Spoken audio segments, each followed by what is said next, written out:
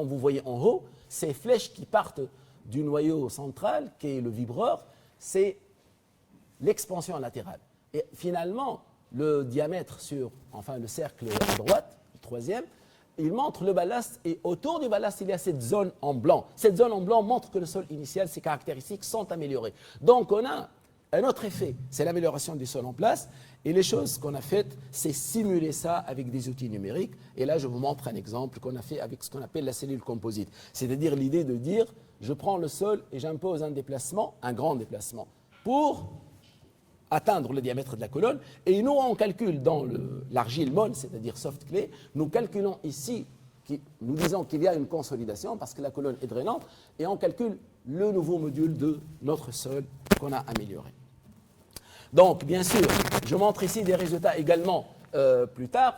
Là, je montre avec un autre modèle de l'expansion d'une colonne et d'une couronne autour. Le plus important, c'est le diagramme en haut. Le diagramme en haut à droite, qu'est-ce qu'il dit? Il dit comment se fait, quel est le tassement en fonction du facteur de substitution optimal lorsqu'on tient compte de l'amélioration et lorsqu'on ne tient pas compte. Et vous voyez que la courbe en bas montre qu'on a beaucoup moins de tassement si on prend compte de cette amélioration de sol qui est autour. Et c'est ça, bien sûr, un aspect important. Bien sûr, dans le cadre d'un travail, c'était la thèse de M. Wissam Ferreira, on avait fait également de l'expansion dans des échantillons creux, et on a montré que le module d'élasticité de la kaolinite, il augmente grâce à cette expansion latérale. Donc, c'est-à-dire c'est une autre validation, mais à l'échelle du laboratoire. Alors, le chapitre 6, c'était l'étude du comportement. Bien sûr, à travers les publications, ce qu'on voit, on voit les gens prendre des logiciels à éléments finis, ils font varier le facteur de substitution et ils voient la réponse. Alors pour moi, d'après la méthodologie, si notre facteur n'est pas optimisé, ce n'est pas la peine de le faire. Parce que si on n'a pas une valeur optimisée, on craint autre chose. Et je profite ici pour dire, par la présence de Si Ahmed Fria, peut-être le premier projet serait fait en Tunisie sur colonne ballastée, c'est un fameux réservoir de Maritap à Zarzis. C'était vers les années 80. Je ne connais pas un cas qui est antécédent. C'était Soletanche Bachi qui a exécuté ça. Et c'était un cas très important parce que nous avons vraiment le cas typique. Une mince couche qu'on a renforcée par des colonnes ballastées, il avait un substratum. Donc c'était un cas très intéressant avec des mesures. Et là, je montre un peu les prévisions, par exemple, du logiciel FLAC 3D. C'était l'œuvre de M. Saifeddin Papchouch, algérien, le jeune, et disons les méthodes de prédiction du sol non renforcé et du sol renforcé. Alors ici, on essaie de dire qu'on peut faire des calculs qui coûtent beaucoup en temps et en argent, mais avec le logiciel, on a de bonnes prédictions. C'est pour cela qu'il faut voir la valeur optimale et par la suite faire les calculs. Donc ici, chose très importante qui est évidente, mais qu'on a montré par tout un raisonnement sur un cas. Disons ça, c'est un type de réservoir qui serait du côté de la goulette avec 10 mètres de vase dessus. Bien sûr, vous voyez ici que si je calcule le tassement avec une charge admissible, on montre le tassement en haut, l'évolution du tassement dans le temps, au bord du réservoir et dans l'axe. Et entre le bord et l'axe, il y a un grand tassement différentiel. C'est-à-dire la figure d'en haut, elle dit que dans l'axe, nous avons à peu près 22 cm de tassement, et au bord, on a pratiquement 4 cm. Donc un réservoir qui serait dans cette condition ne tient pas. Alors, lorsque vous renforcez par colonne, regardez les tassements, comment ils deviennent. Les tassements au bord, par le renforcement d'une manière optimisée, il est pratiquement inférieur à 4 cm. Plutôt, au bord, il est de 4 cm et dans l'axe, il est de 7 cm. Donc, on sent que l'avantage du renforcement, c'est réduire cette différence de tassement pour que le réservoir soit plus stable de point de vue comportement. Bon, bien sûr, on a travaillé sur beaucoup de choses, mais j'ai dit finalement, il reste encore à faire.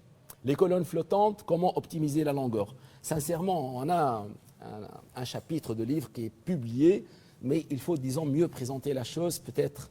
La liquéfaction également. Il ne faut pas oublier que les colonnes ballastées éliminent le risque de liquéfaction dans les zones sismiques. Et les gens qui connaissent un peu les projets de barrage, par exemple Sidi el-Barraq, Ziatin, Harka, dans ces régions-là, on a fait le vibrocompactage parce que ce sont des sables lâches saturés.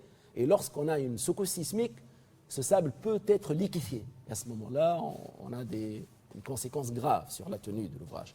Donc, il y a un nouveau travail qui se boucle, déjà la thèse de Mme Zeynab Ben Salem, qui a travaillé sur cet aspect-là. Donc ça veut dire que il y a la capacité portante, le tassement, la liquéfaction et peut-être bien d'autres choses. Bon. Alors, disons que c'est peut-être le hasard, les choses sont comme ça. En Tunisie, actuellement, pour moi, les choses sont plus rassurantes. Pourquoi? Parce qu'il y a déjà quelques entreprises tunisiennes qui ont le matériel. Il y a par exemple ceux qui ont le matériel du deep mixing, de vibrocompactage, je ne vais pas dire le nom parce qu'on ne fait pas de publicité ici. Et bien sûr, il y a quelques projets de renforcement par colonne qui s'exécutent. C'est-à-dire, quand même, sur le plan pratique, les choses également avancent. Alors, l'après-livre. Sincèrement, au niveau de la promotion, le signe révélateur, c'est que c'est très positif. Il y a beaucoup de gens à l'échelle internationale qui ont déjà commandé le livre dans plusieurs coins du monde. Je ne vais pas dire en Europe et dans le reste du monde. Et on a vu qu'il est très intéressant de faire une version en français. Donc, je me suis dit qu'on a maintenant 2 thésards avec moi. On sait très bien que le niveau en français ne fait que diminuer. Donc, je leur ai dit peut-être, vous allez écrire avec moi la version française. Ça sera un bon exercice, mais parce qu'ils travaillent sur des choses très importantes. Ce sont M. Saifeddin Tabchouch, l'Algérien, et M. Mondr Zouebi. Il y a un collègue qui m'a même planifié de faire une version en arabe. Je lui ai dit d'accord, mais je ne pense pas que c'est maintenant. Peut-être la version française serait prête à la fin de cette année. Bon, je dis qu'il y a d'autres projets de livres qui restent à faire, certainement, mais on peut voir plus grand. Moi, depuis la fin des années 2000, je croyais que pour attirer l'attention des gens, il y en a beaucoup de problèmes, on pourra œuvrer pour créer un centre de recherche-développement à l'échelle régionale. Je ne sais pas si ça peut être en Tunisie ou ailleurs, mais l'essentiel, c'est que ça doit être en Afrique, sur lequel on peut résoudre des problèmes qui nous concernent directement. Bon, je reviens un peu à la recherche scientifique et je tends vers la conclusion. D'après moi, c'est le profil adéquat du chercheur. C'est un profil qui n'est pas peut-être simple. Avant tout, comme les gens qui viennent me solliciter, est-ce que je peux travailler avec vous, je lui dis, s'il vous plaît, ce n'est pas n'importe qui peut faire de la recherche. Il faut avoir un niveau minimum de formation. Bien sûr, le chercheur doit être très motivé. Il y a beaucoup de sacrifices, certainement, à l'échelle personnelle, à l'échelle d'institution et tout. Mais le chercheur doit avoir une vision profonde. C'est que lorsqu'on fait de la recherche, je peux rendre service à une minorité, à un petit groupe, mais normalement, il faut voir plus grand. Bien sûr, on en a parlé beaucoup à Tunis El Manor depuis pratiquement l'après-révolution. On a beaucoup de résultats, mais ils ne sont pas valorisés. Alors on va dire, ils servent à quoi donc, si on ne les valorise pas? Donc il faut valoriser les résultats de recherche. Mais on peut même aller plus loin. Pourquoi ne vise-t-on l'exploit? Je pense que chacun de nous, ici en Tunisie, c'est ce que j'ai dit aux élèves, vous pouvez être le meilleur à l'un de ces jours à l'échelle internationale. Donc la recherche, c'est quelque chose qui peut vous amener très loin. Mais bien sûr, il y a beaucoup de choses à faire et, je dirais, de sacrifices. Bon, ça c'est un message, ce n'est pas un message de détresse, mais je dis que la recherche, il faut être trop patient. Travailler juste pour la science, en s'adaptant à la réalité de la vie. On a beaucoup de choses dans la vie lorsqu'on fait de la recherche, mais la conclusion, elle est positive. Le reste viendra, certes, mais il faut patienter. C'est-à-dire, la recherche, ce n'est pas très rapide, les résultats. Il faut patienter, c'est comme ça. Bien sûr, ici, je dois me retourner vers l'ENIT. Je vais dire que pour la recherche scientifique perdure, il faut avoir le soutien. Bon, commençant par l'administration de l'ENIT. L'ENIT, vraiment, c'est une école petite à l'échelle de la taille, et notamment son administration, mais on a, je vais dire, des dizaines de labos et d'unités, si j'ose dire. Et cette petite administration gère ça.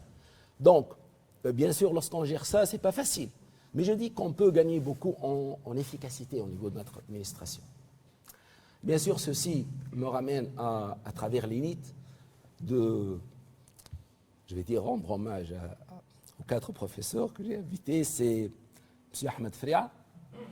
Vous avez fait beaucoup pour moi. Vous êtes le précurseur. C'est à travers votre personne que j'ai pu dire que la recherche, c'est quelque chose d'important. Mais vous m'avez appris surtout comment on écrit les articles. Ça, je m'en souviens très bien. Bon, je vais peut-être à chaque fois donner le cadeau, je pense. Ça me permet de souffler un peu. Je vais donner un exemplaire du livre à Si Ahmed Fria et lui dire merci devant tout le monde parce que pour moi, Si Ahmed Fria, c'est une référence. Si Ahmed, barakallahu fik.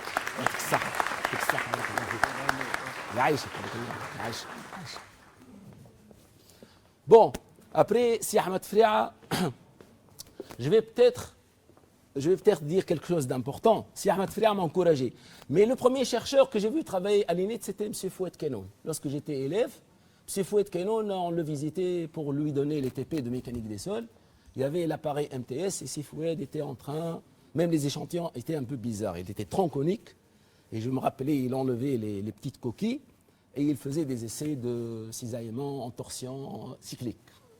Donc si Fouad, j'ai appris beaucoup avec lui. Et en toute modestie, je lui dis que, en toute honnêteté, je pense que Sifoued, peut-être c'est un qualificatif qui n'est pas le bon, mais Sifoued, c'est peut-être le Terzaghi de la Tunisie. C'est-à-dire Sifoued, c'est une grande référence en mécanique des sols, et parce que je continue à travailler avec lui, et ce que je dis aux praticiens, tant que Sifoued me contrôle, je suis vraiment très à l'aise.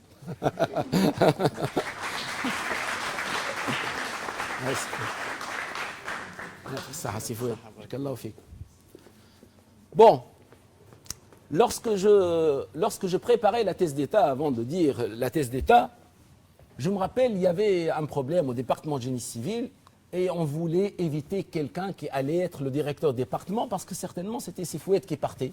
Il a quitté l'élite. Alors pour éviter que cette personne ne prenne place, on a dit les enseignants vont signer une pétition et on va aller chez Moustapha, s'il vous plaît, nous voulons M. Mounir Bouassida. Moi, je me suis même déplacé à chez Moustapha. Il m'a dit, Mounir, écoute, tu es en train de débuter une thèse d'État et tu me dis, tu veux être le directeur du département. Je lui dis, mais c'est les autres qui m'ont dit de l'être parce que. Je lui dis, non. Ça y est, Balik, Mounir, prépare la thèse d'État. Et je me rappelle également que lorsque j'avais commencé de rédiger la thèse d'État, parfois des choses très simples nous ramènent un peu loin. Donc j'ai entendu parler qu'à l'administration on donnait des Macintosh Performar 400. Donc j'avais du courage, je lui ai dit, monsieur le directeur, pour rédiger ma thèse d'État, j'ai besoin d'un Macintosh. Et vraiment, après une semaine, le Macintosh est venu. Mais ce Macintosh, il n'a pas pu, c'était pas pour la thèse d'État. Même si Taïb Hadri, parfois, lorsqu'il avait un DS, il avait un examen, il venait dans mon bureau travailler avec ce Macintosh. Donc c'est Moustapha. C'est le symbole de la sagesse et c'est le symbole de la personne qui rend les jeunes un peu vers la raison. C'est Moustapha. سامحني هذا سامحني بالله على خاطر وقت ما عملتش في ديديكاس من بعد سامحني. Bon, non. Ce sont des cadeaux, spécialement pour vous.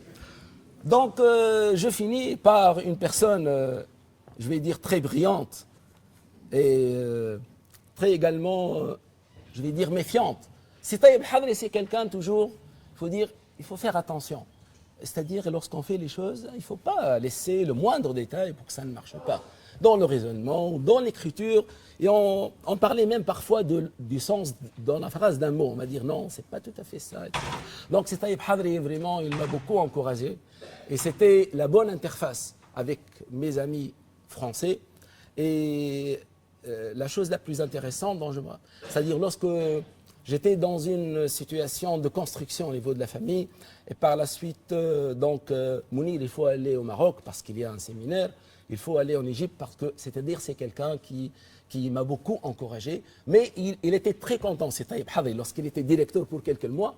Je lui ai ramené l'article à la Sols Infondés. Je me dis, Mounir, vraiment, c'est très honorable de voir deux Tunisiens dans une revue japonaise. Donc, c'est avec ce Taïb Hadri que j'ai pu également découvrir autre chose. Donc, c'est Taïb, ça c'est pour vous.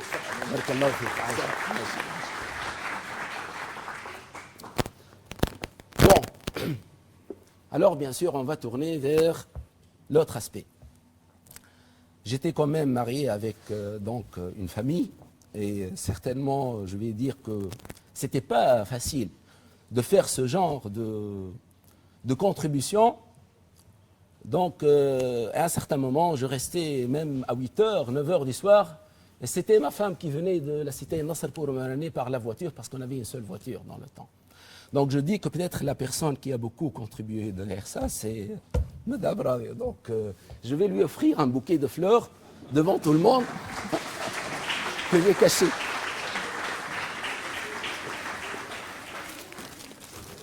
Madame Rabia, très célèbre par le nom Madame Weli, parce que son nom de famille est Madame Weli.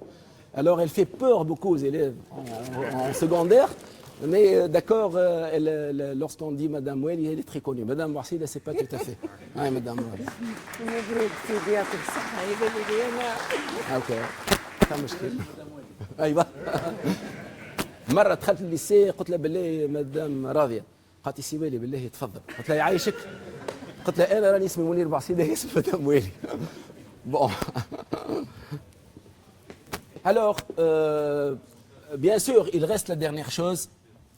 J'ai dédié ce livre à la mémoire de mon père et de ma mère, avec lesquels, donc j'ai cité un verset très connu. Je pense que c'est avec eux que j'ai appris à être élevé dans des conditions modestes, pour ne pas dire difficiles, mais on m'a appris le sens du travail pour obtenir quelque chose. Il faut fournir quelque chose pour avoir la récompense et non pas autre chose. Donc finalement, je n'ai qu'un seul message. Je vous souhaite le meilleur des accomplissements et je vous remercie beaucoup de cette présence. Barakallahu fikum.